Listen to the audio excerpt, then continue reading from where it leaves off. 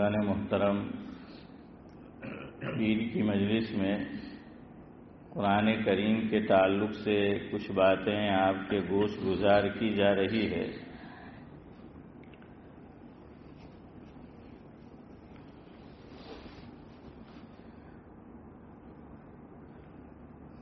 کچھ باتیں شروع میں منظوم قرآن کریم کے تعلق سے آپ کی خدمت میں پیش کرنی ہے، اور اکبر الہ آبادی کا وہ شعر بھی آپ کی خدمت میں پیش کرنا ہے، جس کی تشریح ہم کر رہے ہیں کہ دنیا کی کتابوں میں قرآن چمکتا ہے، دنیا کی کتابوں میں قرآن چمکتا ہے، قرآن میں اللہ کا فرمان چمکتا ہے۔ دنیا کی کتابوں میں قرآن چمکتا ہے، قرآن میں اللہ کا فرمان چمکتا ہے۔ عادت بنا لیں جو قرآن کی تلاوت کی، عادت بنا لیں جو قرآن کی تلاوت کی، اللہ کی نظروں میں وہ انسان چمکتا ہے۔ اور ماجد دیوبندی لکھتے ہیں قرآن کریم کے تعلق سے کہ سامان تجارت میرا ایمان نہیں ہے، سامان تجارت میرا ایمان نہیں ہے، ہر در پہ جھکے سر یہ میری شان نہیں ہے۔ سامان تجارت میرا ایمان نہیں ہے، ہر در پہ جھکے سر یہ میری شان نہیں ہے۔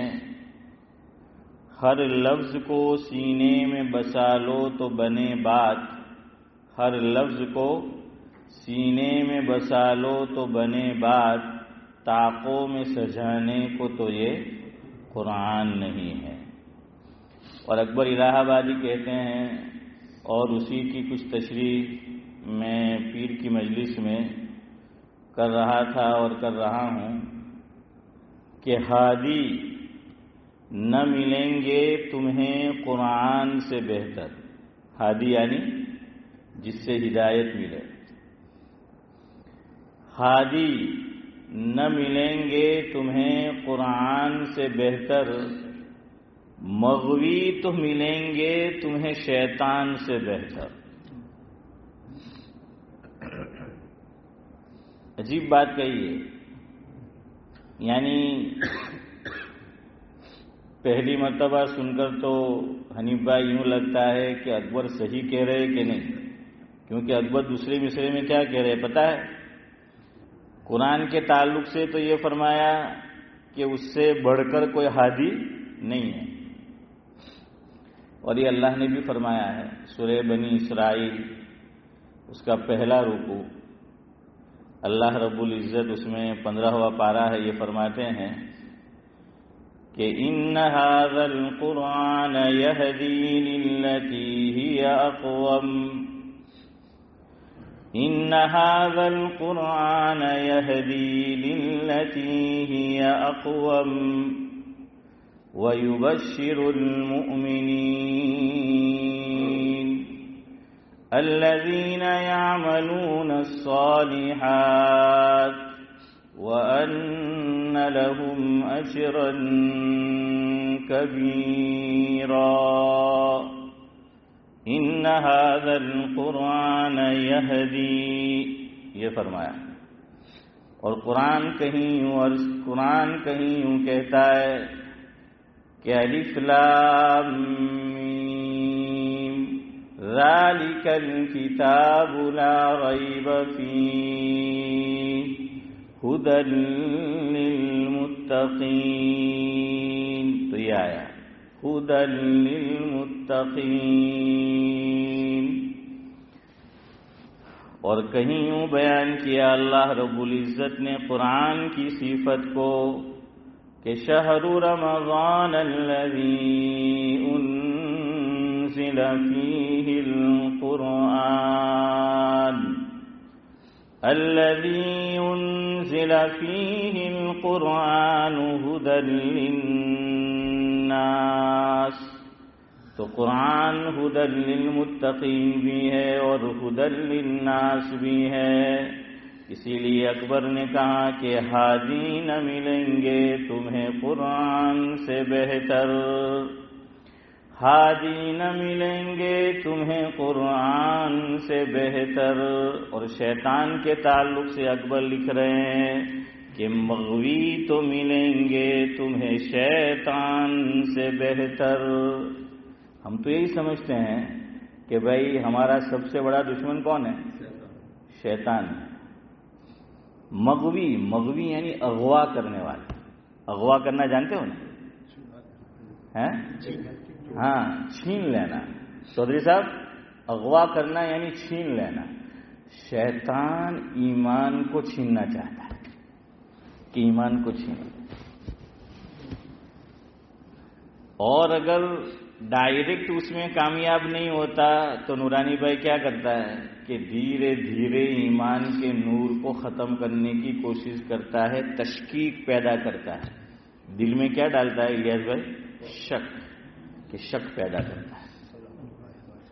لیکن اگر میں نے اور آپ نے قرآن کو ترجمے کے ساتھ پڑھا، بہت بڑے شخص گزرے ہیں ماضی قریب میں، ہماری اس مسجد میں بھی سنا کہ 1 سے زائد مرتبہ ان کی تشریف آوری ہوئی ہے، جس سے میری مراد ہے مفکر اسلام حضرت مولانا ابو الحسن علی میاں ندوی رحمۃ اللہ علیہ. عارف بھائی حضرت نے ایک جگہ یہ لکھا ہے، مفہوم یہ ہے کہ کوئی آدمی اگر قرآن کریم کو ترجمے کے ساتھ ایک مرتبہ پڑھ لیتا ہے، کوئی مسلمان ان الذین آمنوا اگر قرآن کریم کو ترجمے کے ساتھ اور صحیح ترجمے کے ساتھ پڑھ لیتا ہے، وہ کچھ بھی بن سکتا ہے، مشرک اور کافر نہیں بن سکتا. یعنی گنہگار ہو سکتا ہے، گناہ ممکن ہے لیکن ایمان کا دامن نہیں چھوڑ سکتا. شرط یہ ہے کہ قرآن کریم کو کیا کرے؟ سمجھ کر پڑھے. یہ قرآن کریم دل کی دنیا میں انقلاب پیدا کر دیتی، انقلاب پیدا کرنے والی کتاب ہے. لیکن میں نے اور آپ نے کیا سمجھ رکھا ہے؟ ادھر دیکھو اجاز بھائی، ہاں، یہ اس کو چومتے ہیں، اسماعیل چچا چاٹتے ہیں، اچھی بات ہے، یہ بھی برا نہیں ہے. محبت عظمت قرآن کریم کی ضروری ہے، لیکن اس سے بڑھ کر اس کا حق یہ بھی ہے کہ اس کو کیا کیا جائے؟ اشفاق بھائی، اس کو سمجھا جائے. ہاں، اس کو سمجھا جائے.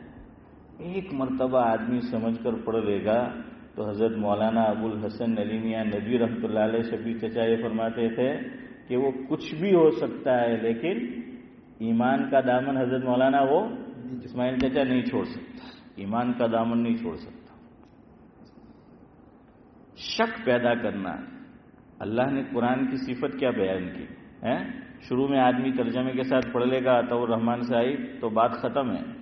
ابھی جو میں نے آیت تلاوت کی آپ کے سامنے، اللہ نے کیا فرمایا شروع میں؟ بالکل قرآن ابھی شروع ہو رہا ہے. الف لام میم ذالک الکتاب لا ریب فیہ، یعنی اس میں کوئی شک نہیں. شروع میں بیان کر دیا اللہ نے کہ اس قرآن میں کوئی شک نہیں ہے. یعنی جتنی باتیں قرآن کریم بیان کرتا ہے اس میں شک و شبہ کی گنجائش ہے ہی نہیں، ہو ہی نہیں سکتی. اگر کسی کو اس میں شک پیدا ہو رہا ہے تو کوتاہی اور نقص اس کے اپنے اندر ہے. ہاں، اس کو اپنے اندر ٹٹولنا چاہیے کہ کیوں مجھے ہدایت نہیں مل رہی، کیوں شک پیدا ہو رہا ہے. اسی لیے کہتے ہیں کہ چمگاڈر جانتے ہو نا؟ ہمارے گاؤں لاجپور میں میرا بچپنا گزرا ہے. یہ ابو سمجھ چچا جو ہمارے ڈوکرات ہے ان کا جو مکان ہے حنیف بھائی، تو وہاں میری بڑی امی کا مکان تھا تو انہوں نے ہمیں رہنے کے لیے دے دیا تھا، تو ہم اس میں رہائش پذیر تھے. وہ لیسٹر میں ہوتی ہے، وہ بقید حیات ہے. اللہ ان کی عمر میں بعافیت برکت نصیب فرمایا، آمین. تو ان کے سامنے ایک مکان تھا ابراہیم بھائی جاگیردار کا. وہ واڑے گام کے تھے، ہماری فیملی میں ہی ان کا نکاح ہوا تھا. تو سرنیم تو ان کی کچھ اور تھی، لیکن جاگیردار سے وہ مشہور تھے. تو ان کا مکان ایک مدت تک خالی رہا، تو چمگاڈروں نے اس پہ قبضہ کر لیا. چاما چڑیا، ہاں الیاس بھائی کہہ رہے چاما چڑیا، جی بالکل. تو انہوں نے قبضہ کر لیا تھا. آج بھی بہت سے چمگاڈر ہے. اشفاق بھائی سمجھ رہے ہو نا؟ ہاں، آج بھی بہت چمگاڈر گھوم رہے ہیں. تو وہ بھی امتیاز بھائی کیا کر لیتے، قبضہ جو ہے وہ کر لیتے. اس لیے ان سے بھی حفاظت ضروری ہے. تو وہ جو چمگاڈر ہے، تو آپ جانتے ہیں کہ چمگاڈر کو دن میں نظر نہیں آتا، پتہ ہے نا؟ اس کو دن میں نظر نہیں آتا ہے. اس کو کب نظر آتا ہے؟ سبھی جگہ رات کو نظر آتا ہے اس کو. نورانی بھائی، اس کی آنکھوں میں نور رات میں اترتا ہے. ہاں، ہمارے ساتھ پڑھتا تھا ڈابیل میں ایک طالب علم، بمبئی کا تھا، غالباً عامر نام تھا. تو آپ نے بھی دیکھے ہوں گے ایسے کچھ لوگ کہ پتہ نہیں آنکھ کے اندر اس کو بیماری کہیں گے یا پتہ نہیں کس طرح تعبیر کی جائے، لیکن ہمیں وہ پتہ ہی چل جاتا ہے. ان کو دن میں اتنا اچھا میری اور آپ کی طرح نظر نہیں آتا جتنا کہاں نظر آتا ہے؟ رات میں نظر آتا ہے. جھنڈلی ہاتھ بول، ہاں بس یوں یوں یوں یوں وہ کرتے رہتے.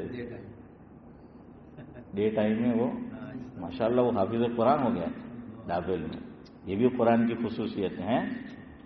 ہاں، جن کو صحیح طرح نظر نہیں آتا وہ بھی حافظ قرآن بن جاتے ہیں، بلکہ جن کو بالکل نظر نہیں آتا وہ بھی حافظ قرآن. ہمارے مولانا عمر ہمارے علاقے میں ہیں، زکریا بھولا کے صاحبزادے، نابینا ہے لیکن ماشاءاللہ قرآن کریم کے حافظ ہے.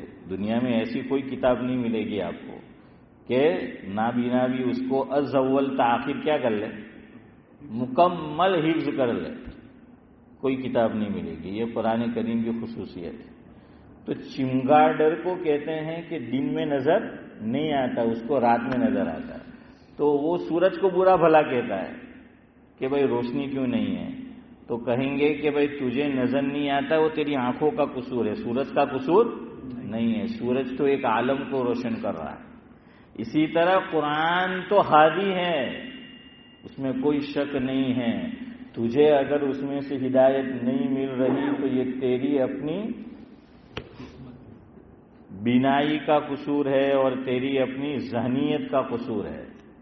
اور ہمارے یہاں محاورہ ہے، مشہور ہے، کہتے ہیں چودھری صاحب کہ جنہیں کمڑو ہوئی تینے کیوں دیکھائی پیڑ دیکھا ہے. بدھ ہے الیاس بھائی، جنہیں کمڑو ہوئی تینے ہوں دیکھائی پیڑ دیکھا. ہاں، تو اسی طرح جو آدمی دیکھیے خالی، یہاں تک علماء نے لکھا ہے کہ ایک آدمی ایمان کی دولت سے محروم ہے اگر وہ قرآن کریم کو خالی ذہن ہو کر پڑھے گا. ہاں، خالی ذہن ہو کر اسماعیل سے جا کے اس کا ترجمہ پڑھے گا، انشاءاللہ اس کو ہدایت مل جائے گی. لیکن پہلے سے ہی کوئی آدمی اس میں کیا نکالنا چاہے، ہاں نقص نکالنا چاہے، کیڑے مکوڑے نکالنا چاہے، تو پھر ویسا ہی ہوتا ہے کہ پہلے سے ہی اس نے اپنے ذہن میں یہ بات بٹھا لی ہے. ورنہ قرآن کریم سے بڑا ہادی اکبر کہتے ہیں کہ نہیں ملے گا. اکبر نے بھی یہ کہا اور اللہ اکبر نے بھی یہ کہا ہے، جو سب سے بڑا ہے اللہ رب العزت، وہ بھی کیا کہہ رہے ہیں. ہاں، حاوی مرحوم نے اسی کو کہا تھا، اسی کی منظر کشی کی ہے مولانا الطاف حسین حالی نے. ان کا منظوم کلام ہے، وہ لکھتے ہیں اتر کر ہیرا سے سوئے قوم آیا، اتر کر ہیرا سے سوئے قوم آیا اور ایک نسخے کیمیا ساتھ لایا. اتر کر ہیرا سے یعنی اللہ کے نبی صلی اللہ علیہ وسلم کہاں چلے جاتے تھے؟ ہیرا میں. آپ کو پتا ہے نا، نبوت ملنے سے پہلے کہاں جاتے تھے؟ غار حرا میں. دیکھیے تنہائی بہت ضروری ہے. مخلوق کو اللہ کی طرف دعوت دینی ہے، بلانا ہے، تو پہلے اس کو چاہیے کہ راتوں میں اللہ سے تعلق قائم کرے.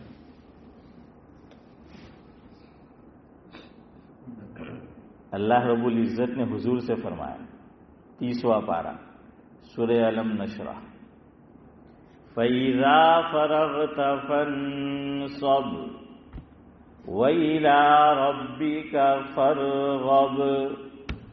حضور سے کہا جا رہا ہے ہماری طرف متوجہ ہو. کس کی طرف؟ حضرت جی مولانا الیاس صاحب رحمۃ اللہ علیہ کے حالات میں ہیں. حضرت مولانا عبید اللہ صاحب بلیاوی رحمۃ اللہ علیہ، آپ نے نام سنا ہوگا اور بعض لوگوں نے زیارت بھی کی ہوگی.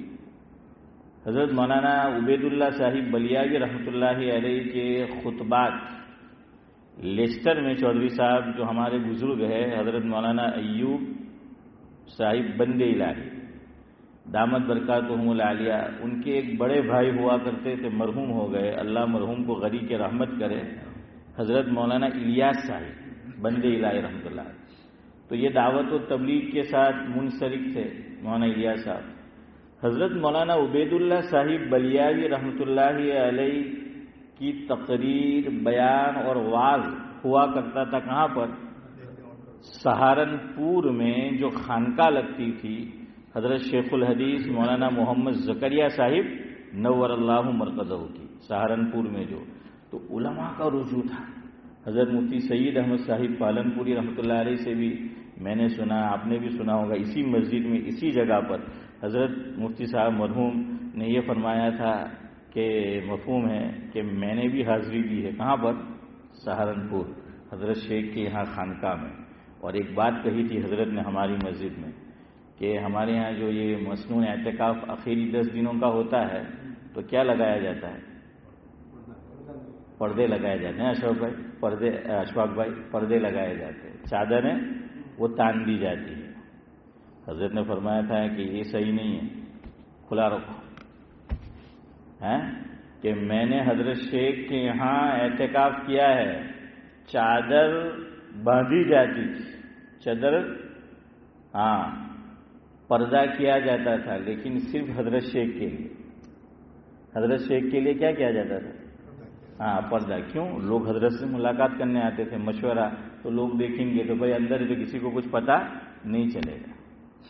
تو حضرت نے منع کیا تھا کہ اس کو مت لگاؤ، اور یہ بھی فرمایا تھا لگائیں گے تو اندر کون کیا کر رہا ہے کیا معلوم ہے. بیٹھا بیٹھا کس سے تعلق ہے، وائی فائی پتہ نہیں کہاں جڑ گیا، کہاں جوڑنے آئے تھے شبیر چچا، اور کہاں جڑ رہے ہیں. لیکن بہرحال لوگ کہتے ہیں کہ پھر وہ سوئے ہیں تو کوئی کس حالت میں کوئی کس حالت میں، تو ان کے پاس بھی بہرحال کہنے کو کچھ ہے. لیکن حضرت شیخ کے یہاں صرف چادر کس کے لیے تانی جاتی تھی، باندھی جاتی تھی؟ خود حضرت کے حجرے کے لیے، باقی نہیں.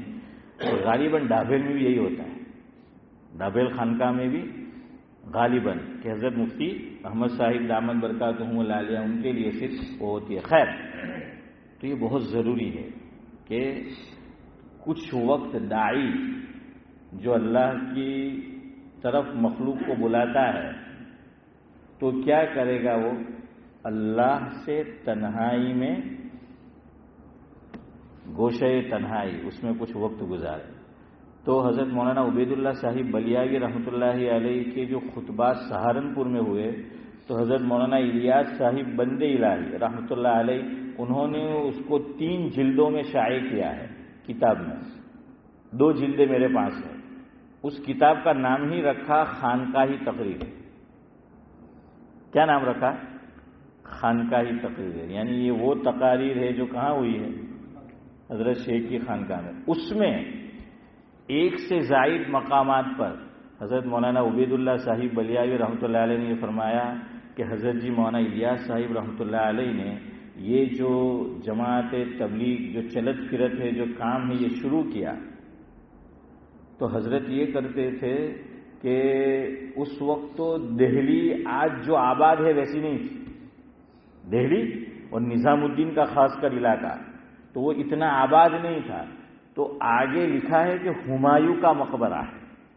آگے چل کر غالباً ہمایوں کا نام ہی ہے. اس کو ہمایوں کا ہے آگے چل کر ہمایوں کا ہے نا. ہاں وہ تو حضرت نے فرمایا کہ وہ ہمایوں کا مقبرہ ہے.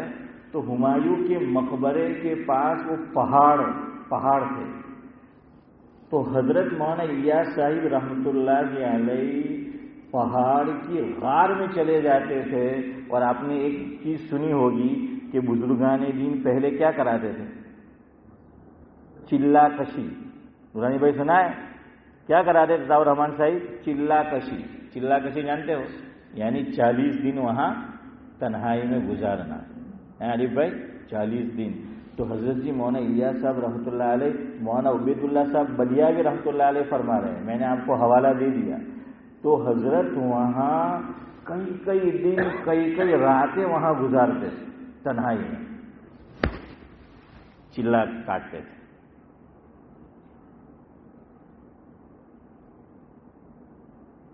بہرحال تو یہ حضور سے شاید حضرت مولانا الیاس صاحب رحمۃ اللہ علیہ نے یہ عمل لفظ کیا ہوگا کہ حضور بھی چلے جاتے تھے. بخاری شریف کی روایت میں ہے، اور یہ بھی اس میں موجود ہے، مفہوم ہے. حضرت خدیجہ رضی اللہ تعالی عنہا حضور کے ساتھ کچھ کھانا بھی کیا کرتی تھی؟ ٹفن بھی باندھ دیتی تھی. توشا کس کو بولتے ہیں؟ توشا. کہ وہ باندھ دیتی تھی، حضور چلے جاتے تھے. اور وہاں پہاڑ کے اوپر ہرا میں. اور محدثین نے لکھا ہے حدیث کی تشریح کرتے ہوئے کہ حضور اکرم صلی اللہ علیہ وسلم جہاں پر تشریف فرما ہوتے تو جگہ کا جو انتخاب کیا تھا بڑا عجیب و غریب، کہ وہ جگہ ایسی تھی حنیف بھائی کہ حضور وہاں تشریف فرما ہوتے تھے، بیٹھتے تھے کہ کعبۃ اللہ پر سیدھی نظر پڑتی تھی. کیا نظر آتا تھا؟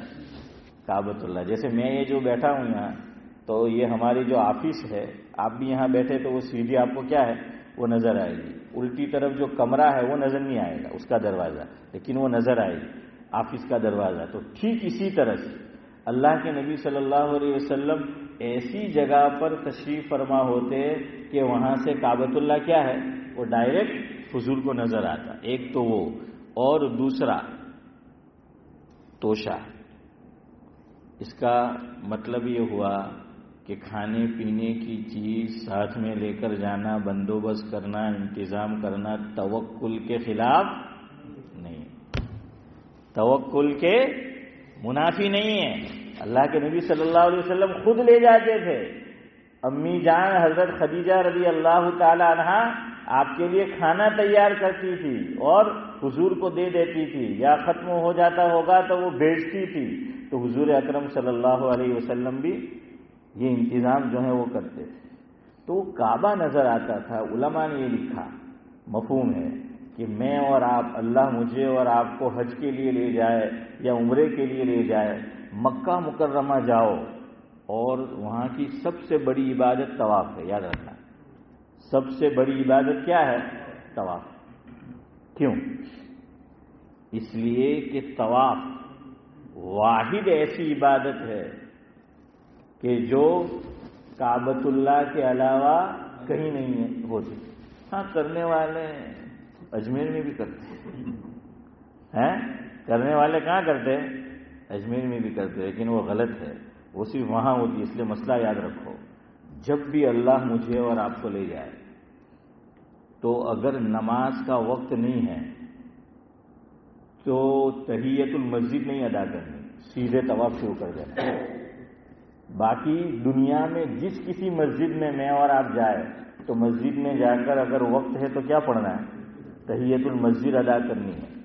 لیکن علماء نے لکھا کہ چونکہ طواف صرف یہیں پر ایسی عبادت ہے کہ جو انجام دی جاتی ہے. ہاں اگر نماز کا وقت قریب ہے اور ہمیں لگتا ہے کہ طواف پورا نہیں ہوگا تو تحیت المسجد پڑھ لے، ورنہ کیا کریں، سیدھا جو ہے وہ طواف کرنا ہے. خیر بہرحال میں آپ کو یہ بتا رہا تھا کہ اللہ کے نبی صلی اللہ علیہ وسلم حال ہی لکھتے ہیں کہ کہاں تھے؟ غار ہرا میں تھے، اور پہلی وحی آئی. تو اسی کی منظر کشی کر رہے ہیں مولانا الطاف حسین حالی. 5 منٹ میں انشاءاللہ ختم کرتے ہیں کہ اتر کر ہیرا سے سوئے قوم آیا، یعنی آپ صلی اللہ علیہ وسلم، اور ایک نسخہ کیمیا ساتھ لایا. نسخہ کیمیا سے کیا مراد؟ کلام اللہ. جزاک اللہ. کلام اللہ کہ حضور کیا لے کر آئے؟ ہاں، یہ انقلابی کتاب ہے کہ اتر کر ہیرا سے سوئے قوم آیا اور ایک نسخہ کیمیا ساتھ لایا. آگے دیکھیے کتنی اچھی بات کہی ہے. وہ بجلی کا کڑکا تھا یا صوت ہادی. وہ بجلی کا کڑکا تھا، بجلی گرجتی ہے نا، کڑکتی ہے نا، تو وہ کیا ہے؟ دم بدم میں ختم. اسی طرح وہ جو آواز ہوتی ہے صوت ہادی، جس کو تعبیر کیا کہ اتر کر ہیرا سے سوئے قوم آیا اور ایک نسخہ کیمیا ساتھ لایا. وہ بجلی کا کڑکا تھا یا صوت ہادی، عرب کی زمین جس نے ساری ہلا دی. انقلاب جو آیا عرب کی زمین میں، وہ کس وجہ سے؟ کتاب اللہ سے آیا ہے. کس سے آیا ہے؟ کتاب اللہ سے آیا ہے. کتاب اللہ یہ ہادی ہے، یاد رکھنا. کتاب اللہ کیا ہے؟ یہ ہادی ہے، جس کو اکبر نے کہا کہ ہادی نہ ملیں گے تمہیں قرآن سے بہتر.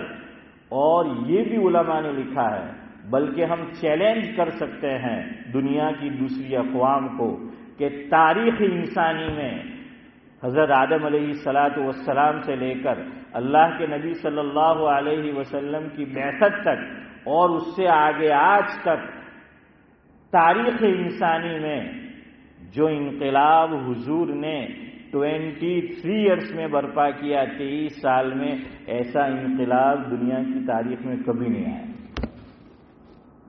23 سال کچھ بھی نہیں ہے شبیر چچا. 23 سال کے عرصے میں حضور نے کیا کر دیا؟ ہاں، جس کو اکبر جی مسلمان بھی بڑے بڑے وہ اقرار کرتے ہیں. ہاں، اقرار کرتے ہیں نا، اسی لیے وہ مشہور ہے.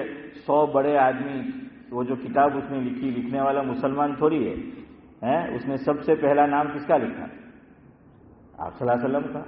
کیا نام ہے کتاب کا؟ 100.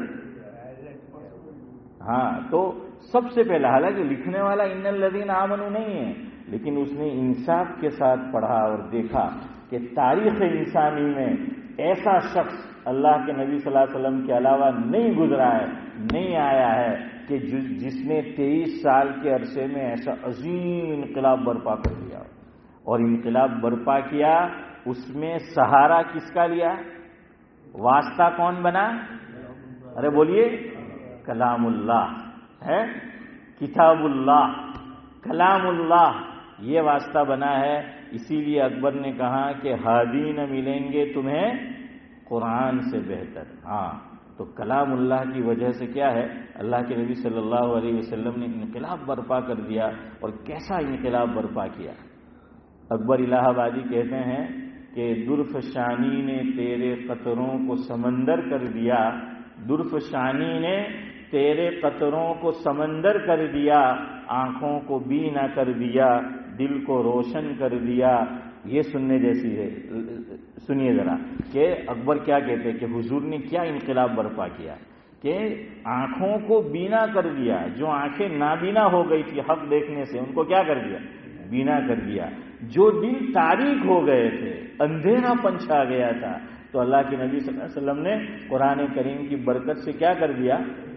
بھائی اکرم، اس کو جو ہے وہ روشن کر دیا.